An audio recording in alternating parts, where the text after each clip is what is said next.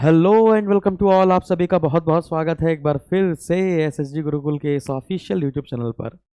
CRPF head constable ministerial और ASI steno की vacancy आई हुई है और 1458 वैकेंसी इसमें निकली हैं। 25 जनवरी 2023 इसकी लास्ट डेट भी है और लगभग 7 दिन आपके पास हैं। और इसका नोटिफिकेशन मैंने नहीं बताया था क्योंकि डिफेंस वाले पार्ट से है ये, लेकिन सभी बच्चों का व्हाट्सएप पर भी मैसेज आ रहा था और इस पे यूट्यूब पे भी कमेंट आ रहा था, सर मुझे इसका सिलेबस नहीं डिफाइन हो रहा है सही से कि सिलेबस में है क्या। तो हमने कहा चलो भाई देख लेते हैं। तो फटाफट से तो मैंने पूरा एनालिसिस किया। एनालिसिस करने के बाद बहुत सारे लोगों के इधर उधर से यूट्यूब के वीडियो भी देखे। तो जिसको जो मन में आ रहा है वो अपना बताता चला जा रहा है। 2016 में जो पेपर हुआ था उस पेपर को लोगों ने कहीं से निकाला है, एलडीसी का कोई पेपर निकाला है और उसके आधार पर, अरे भाई जब नोटिफिकेशन दे रखा है, उसने सब कुछ दे रखा है तो क्यों इतना लोड ले रहे हो भाई। उसने साफ साफ दे दिया है जनरल एप्टीट्यूड है। जनरल एप्टीट्यूड को जनरल अवेयरनेस से क्यों कंपैरिजन कर रहे हैं आप, मुझे समझ नहीं आ रहा है। जनरल एप्टीट्यूड को जनरल अवेयरनेस या जीएस से कंपैरिजन करने ही नहीं है आपको। जब भी आप कभी आप गूगल पे ही सर्च कर लीजिए जनरल एप्टीट्यूड, तो वो आपको साफ साफ मैथ के क्वेश्चन और रीजनिंग के क्वेश्चन दिखाना शुरू कर देगा, मैथमेटिकल रीजनिंग, ठीक है ना। तो उसने साफ साफ दे रखा है तो क्या मतलब है। हालांकि जीएस देनी चाहिए ऐसा लोग सोच रहे थे कि जनरल एप्टीट्यूड की जगह जनरल अवेयरनेस होना चाहिए, लेकिन नोटिफिकेशन में उसने दे रखा है, ठीक है। और 22 से 28 फरवरी देखिएगा 2016 के बाद से ये वैकेंसी अब इस बार आई है और एक लंबा गैप लेती है, 2012 16 ऐसे करके लंबा गैप लेती है। मजेदार वैकेंसी है, बैठे बैठे आपको काम करना है ना। अच्छा, तो इसके बारे में मैं आपको सब कुछ अच्छे से बता देता हूँ, समझ लीजिएगा। सिलेबस की बात की जाए तो हिंदी और इंग्लिश में कुछ एक चूज करना है, वही हिंदी या इंग्लिश में से कोई एक चूज करना है। 100 नंबर का आपका पेपर होगा, 100 नंबर का आपका पेपर होगा। कट ऑफ पर भी चर्चा करेंगे और मैं जो बच्चे हेड कांस्टेबल मिनिस्ट्रियल में हैं इस समय या फिर जिनसे मेरी बातचीत हो पाई है ना, और उनके द्वारा जो बताया जा रहा है वो सारी बातें हम आपको बता देंगे।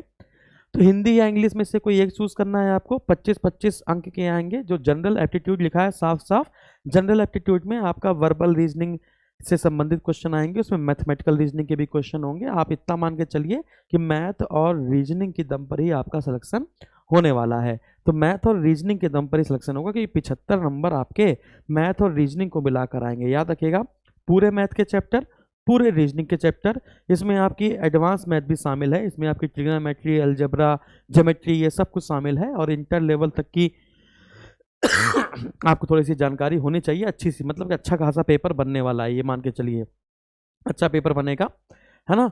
और यदि आप सीआरपीएफ का डिपार्टमेंटल कोई पेपर उठा लेंगे तो उसमें पूछा गया है इंसास राइफल का भार कितना, मैंने सब कुछ देख लिया, आज मैं यही कर रहा था, ये सब कुछ देख लिया।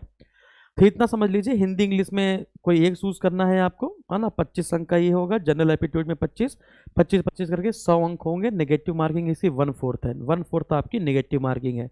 डरना नहीं है क्योंकि इस बार बहुत ज़्यादा लोग फॉर्म भरेंगे, अवेयरनेस थोड़ी सी ज़्यादा है लोगों के अंदर, सबको ये फॉर्म पता है। 1-1 लाख 2-2 लाख तो व्यू गए हैं लोगों के में, तो सब लोग ये फॉर्म डालेंगे क्योंकि इंटर पास ये फॉर्म डाला जा रहा है ना। इंटर पास ये फॉर्म डाला जा रहा है तो लोगों को ज़्यादा जागरूकता होगी तो ज़्यादा फॉर्म पड़ेंगे। और मैं आपको बता दूं सीआरपीएफ जैसे जो बल है ना, वो एक कॉमन कट ऑफ जारी करते हैं, मिनिमम कट ऑफ जारी करते हैं, मैक्सिमम कट ऑफ जारी नहीं करते हैं। आप ये मत सोचिएगा कि 100 में से 90 नंबर लाने पड़ेंगे आपको। अभी पेपर आप देखेंगे तो हवा भी नहीं लगेगा। जो आपने डिपार्टमेंटल पेपर देखे होंगे या प्रीवियस ईयर के पेपर आपको अगर मिल जाए तो देख लीजिएगा, काफ़ी कठिन क्वेश्चन पूछे जाते हैं। तो पहले 2016 वाला का पेपर आप देखेंगे तो उसमें साफ साफ लिखा था, इसमें जो जनरल एप्टीट्यूड लिखा हुआ है ना, यहाँ पे जनरल एप्टीट्यूड जगह जीके लिखा हुआ था, तो यहाँ लिखा हुआ था जनरल अवेयरनेस। हिंदी इंग्लिश में से कुछ एक चूज करना था, जनरल अवेयरनेस लिखा हुआ था, इंटेलिजेंस लिखा हुआ था, क्वांटिटेटिव एप्टीट्यूड लिखा हुआ था। तो अवेयरनेस की जगह एप्टीट्यूड डाला गया है, तो कुछ सोचा होगा उन लोगों ने अपना, ठीक है। और अगर अवेयरनेस आ जाती है तो फिर ये तो ब्लंडर हो जाएगा, ये किसके साथ, नोटिफिकेशन के साथ ये ब्लंडर हो जाएगा, तो फिर केस कर सकता है आदमी, है ना। तो ये सारी चीज़ें हैं, तो अवेयरनेस नहीं लिखी, यहाँ पे जीएस नहीं आएगी, ये जहाँ तक मेरा अनुभव है वो तो बता दिया मैंने, है ना। और 100% इसको मान के चलो, सब लोग जो भी बताएं मुझे नहीं फर्क पड़ता है। यहाँ पे अवेयरनेस नहीं है, एप्टीट्यूड का मतलब एप्टीट्यूड समझ रहे हो यार, ठीक है। तो यहाँ पे जीएस वाला पार्ट नहीं है। कुछ लोग बच्चे खुश हो गए होंगे, कुछ दुखी हो गए होंगे, ठीक है। इसकी बात 2016-17 की हम लोग बात करें तो लगभग 686 पोस्ट थी और कट ऑफ की बात करें तो लगभग 200 अंक का पेपर आता था उनका, 200 अंक का पेपर आता था, 50-50 में डिवाइड था आपका। 200 क्वेश्चन आते थे और 200 क्वेश्चन को आपको 120 मिनट में करना होता था, नहीं 2 घंटे में आपको करना होता था। पहले फिजिकल होता था, जो फिजिकल में पास होते थे उनका सीबीटी होता था, और जो सीबीटी में पास होते थे उनका स्किल होता था। स्किल मतलब टाइपिंग वाइपिंग होती थी उनकी, ठीक है ना। तो पहले ये प्रोसेस होती थी, अब थोड़ा सा उल्टा कर दिया है। 2023-24 में 1458 पोस्ट हैं, 100 मार्क्स का पेपर होगा, 25 क्वेश्चन के आपके सब्जेक्ट आएंगे, 90 मिनट में आपको करना होगा। पहले सीबीटी होगा, इसके बाद स्किल टेस्ट होगा, इसके बाद पीएसटी होगा, फिजिकल होगा, यानी कि पहले सीबीटी होगा, फिर इसका टाइपिंग वाइपिंग टेस्ट आपका होगा, और इसके बाद आपका फिजिकल होगा। इस प्रकार ये चेंज किया गया है। इसके बाद अगला पॉइंट देखेंगे, टाइपिंग की बात की जाए तो हेड कांस्टेबल और एएसआई के लिए बता दिया है, इंटर पास आपका मांगा गया है। टाइपिंग की बात की जाए तो हेड कांस्टेबल की बात की जाए मिनिस्ट्रियल की, तो हिंदी की टाइपिंग आपको 30 वर्ड पर मिनट, इंग्लिश की आपको 35 वर्ड पर मिनट है। एएसआई स्टेनो की बात की जाए तो डिक्टेशन आपका होगा 10 मिनट का 80 वर्ड पर मिनट का, बाकी आपको नीचे लिखा हुआ है, ठीक है। तो यहाँ पर जो टाइपिंग है, अभी बहुत सारे वीडियो में लोग बता रहे थे टाइपिंग इतनी खतरनाक है, इतनी टाइपिंग खतरनाक है, लोग टाइपिंग में ही फेल हो जाते हैं, 300 बच्चों में से 2 से या 3 बच्चे पास होते हैं। अरे नहीं यार, ऐसा कुछ नहीं है ना। तो उसके लिए लोड नहीं लेना है, ठीक है। तो आपको लगभग 1 महीना का 1 से 1.5 महीना मिलेगा सीबीटी पेपर देने के बाद, यानी कि जब आप पहला पेपर दे लेंगे तो पेपर देने के बाद आपको लगभग 1 से 1.5 महीने का समय मिलेगा। उसमें भी आप अच्छे से अगर आप टाइपिंग कर सकते हैं, स्टेनो की बात नहीं कर रहा हूँ, देखिए स्टेनो की बात नहीं कर रहा हूँ, शॉर्ट हैंड की बात नहीं कर रहा हूँ, है ना, इनकी बात कर रहा हूँ। तो 1.5 महीने में भी अच्छे तरीके से कीबोर्ड पटक पटक के आप काम कर सकते हैं। तो 30 वर्ड पर मिनट है और 35 वर्ड पर मिनट है, बस फेल नहीं होना है यहाँ पे, है ना। क्वालिफाइंग नेचर का होता है, तो इसको जरूर पास कर लेना है आपको, इसमें नहीं फेल होना है। फिजिकल की बात बताई जाए तो यूआर ओबीसी एससी, है ना, इनकी जो फिजिकल बताई जाए तो मेल में हाइट है 165 सेंटीमीटर, एसटी की हाइट 162 मांगी है, फीमेल में हाइट 155 सेंटीमीटर इनकी और एसटी की 150 सेंटीमीटर। चेस्ट सिर्फ मेल के लिए मांगा गया है 77 सेंटीमीटर, 5 सेंटीमीटर का फुलाव है। एसटी के लिए 76 सेंटीमीटर और प्लस 5 सेंटीमीटर का फुलाव है। हेड कांस्टेबल मिनिस्ट्रियल की जो पोस्ट होती है लेवल 4 की पोस्ट होती है, 25,500 से 81,000 सैलरी। एएसआई स्टेनो की लेवल 5 की सैलरी होती है ना, 29,200 से 92,300, ठीक है। अब बात करते हैं कट ऑफ की।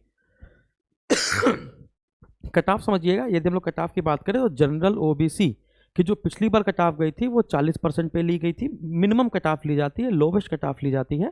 तो जनरल और ओबीसी की जो कट ऑफ थी वो 40% ली गई थी और एससी एसटी की 35%। यानी कह सकते हैं जिन बच्चों के, या कह सकते हैं हम लोग जिन बच्चों के 80 नंबर थे जनरल ओबीसी में, जिन बच्चों के 80 नंबर थे वो पास हो गए थे, और यहाँ पे जिन बच्चों के 70 नंबर थे वो पास हो गए थे। लेकिन इस बार क्या होगा, इस बार मिनिमम कट ऑफ कितनी होगी वो मैं आपको बता देता हूँ। एक्सपेक्टेड की बात बताई जाए, क्योंकि फॉर्म थोड़े से ज़्यादा भरे हैं लोगों ने और सबसे ज़्यादा जागरूकता भी है लोगों के अंदर, और पहले सीबीटी हो रहा है, इसके बाद टाइपिंग हो रही है। तो पहले लोग टाइपिंग वाइपिंग बहुत कम किया करते थे, आज से बताया जाए तो 6-7 साल पहले जो कंपटीशन था वो आज के दौर पर बात की जाए तो बहुत गला काट प्रतियोगिता चल रही है ना। तो बहुत मिनिमम कट ऑफ लेकर चले, बहुत मिनिमम कट ऑफ लेकर चलेंगे अगर हम लोग 2023-24 की, बहुत मिनिमम कट ऑफ लेकर चलेंगे 2023-24। वैसे मैं आपको बता दूं, कट ऑफ जो होती है वो आपके मनोबल को बढ़ाती भी है घटाती भी है। बिना पेपर देखे कट ऑफ बताना बहुत मुश्किल है, लेकिन प्रीवियस ईयर के पेपर को एनालाइज करके हम लोग कट ऑफ को एक बताने की एक्सपेक्टेड कट ऑफ क्या हो सकती है इस पर कोशिश करते हैं। तो लगभग मान के चलिए 60% जनरल ओबीसी वाले और एससी एसटी वाले के आसपास 55% के आसपास। तो 100 में 60 नंबर, 100 में 55 नंबर, 100 में 60 और 100 में 55 नंबर, है ना, क्योंकि सीबीटी पहले हो रहा है, इसके बाद फिजिकल होगा, सॉरी टाइपिंग होगी और इसके बाद आपका फिजिकल होगा, है ना। तो ये सारी चीज़ें हैं। तो मेरे हिसाब से अगर कोई 90 बताता, 100 में 90 नंबर लाने हैं, 100 में 80 नंबर लाने हैं, 100 में 75-70 लाने हैं, मिनिमम कट ऑफ पर सीआरपीएफ भर्ती कर लेता है, मिनिमम कट ऑफ निकलती है, याद रखिएगा। हो सकता है ये और भी कम हो जाए, हो सकता है ये और भी कम हो जाए, क्योंकि टाइपिंग और फिजिकल में बहुत सारे लोगों के, है ना, पसीने छूट के बाहर निकल जाते हैं, बात मान के चलिए, ठीक है ना। और लेकिन जॉब ये अच्छी है, बैठे बैठे आप आराम से भौकाल से अपनी जॉब कीजिए, अच्छे से सैलरी उठाइए और मिनिस्ट्री में काम कीजिए। टाइपिंग वाइपिंग आपको आती होगी तो आपको लेटर निकालने पड़ेंगे, ये सब चीज़ें हैं। तो 60 और 55 मेरे हिसाब से 60% और 55% cut of more than sufficient है इसके लिए। तो ये थी पूरी बातें जो मैंने आपको समझा पाए होंगे। अगर इसमें कोई डाउट हो जाता है, यदि आपको कोई लगता है संदिग्ध भी चीज़ें हैं, तो उसको आप कमेंट बॉक्स में कमेंट करेंगे, है ना, वरना वीडियो को लाइक कर देंगे, शेयर कर देंगे, चैनल को सब्सक्राइब कर लेंगे नए हैं।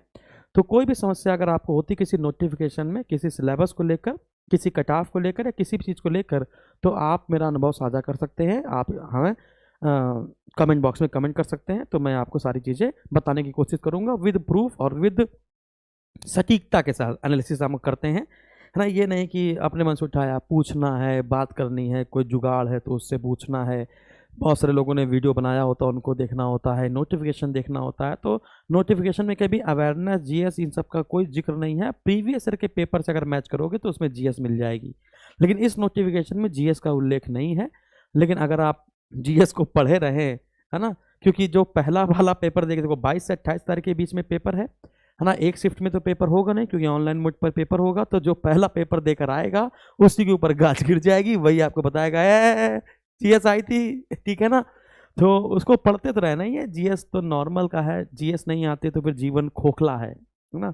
अब ये नहीं कहेंगे कि सर आप पढ़ाते हैं इसलिए ऐसा कह रहे हैं, नहीं, मैं बता रहा हूँ, ठीक है। तो ये सारी चीज़ें हैं। तो बहुत बहुत धन्यवाद हमें सुनने के लिए, और बाकी कोई दिक्कत हो कमेंट बॉक्स में कमेंट जरूर करेंगे। Thank you.